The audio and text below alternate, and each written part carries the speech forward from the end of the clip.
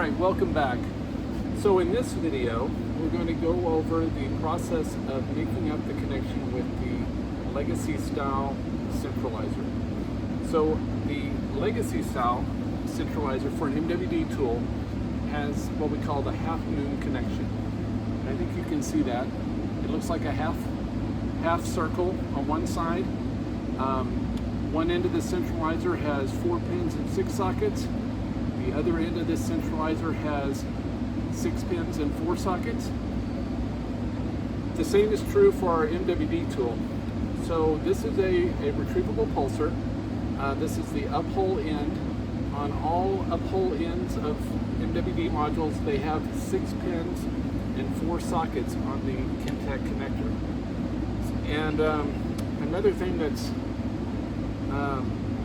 different on the uphole and downhole ends are these interconnect pieces. They go inside the module. They're sitting in here at the top.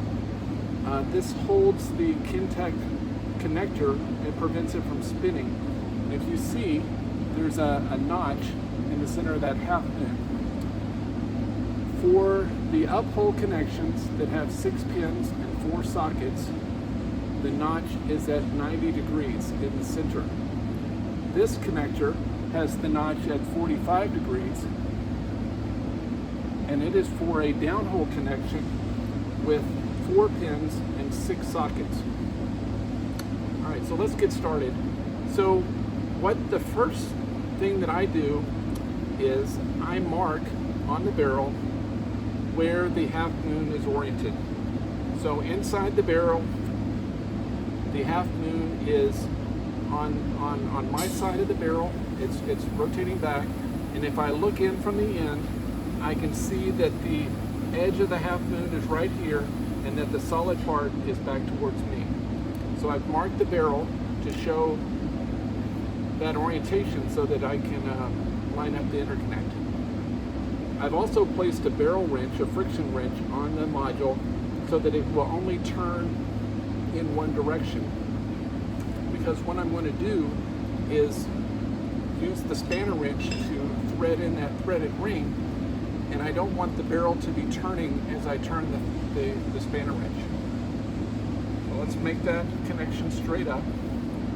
So on my interconnect, since the ends look similar, they both have a half moon connection, I need to find the one that has 4 pins and 6 connectors. That's this one. This will be my downhole connection. On a centralizer, the fin and these threaded rings can rotate. So I can't place a mark for this shape on top here because it could rotate as I'm threading it together. So I made a small mark on the end. I'm going to make a similar mark on the other end of the tool, and this end will be visible while I'm making up the connection. Another difference on the legacy style connection is that as you're making this up to get started, there's nothing to engage until you start to thread the 2 pieces together. The problem with this is that you can't really look. Well, you can look in the end of the module and get it oriented the way you want it, but as soon as you start to turn things, it could shift. That's another reason for having this visual cue on the tool. You can use your hand to hold the shaft to prevent it from turning. They also sell tools, interconnect alignment tools are available through MWD shops. I'm just using a half moon connector that is in our shop. I'm going to align it so that my mark and this mark line up. So now I'll try to thread this together. This is not my specialty, so we'll have to bear with me. It looks like I got it. So I am threading the threaded ring, and it's going together smoothly, so that's a good sign. I'm putting the spanner wrench in this threaded ring hole, and I'm using the spanner wrench to turn this ring, and it has the threads that pull the two pieces together.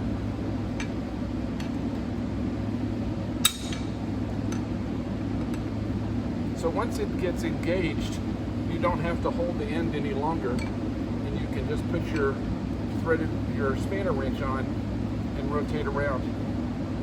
Well, I spoke too soon. So it bound up a little bit, so I'll back it up.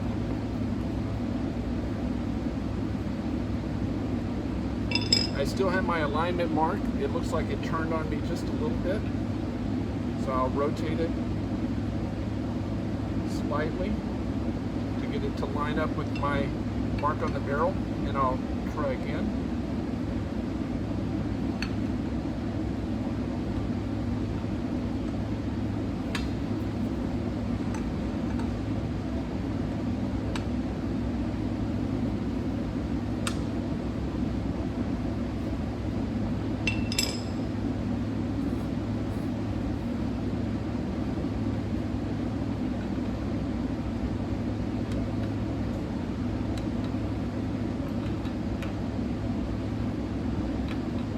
Now I've rotated it, and I have to go all the way around to get it lined up again.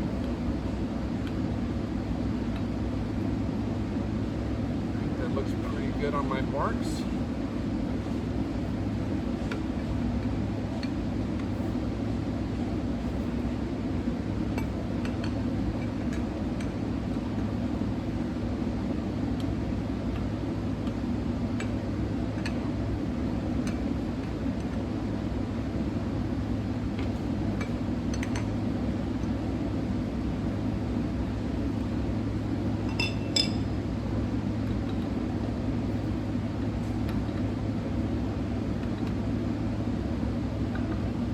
Also, you can give the centralizer a little movement to help it if it was to bind up on threads and you were pretty sure that your connectors were aligned.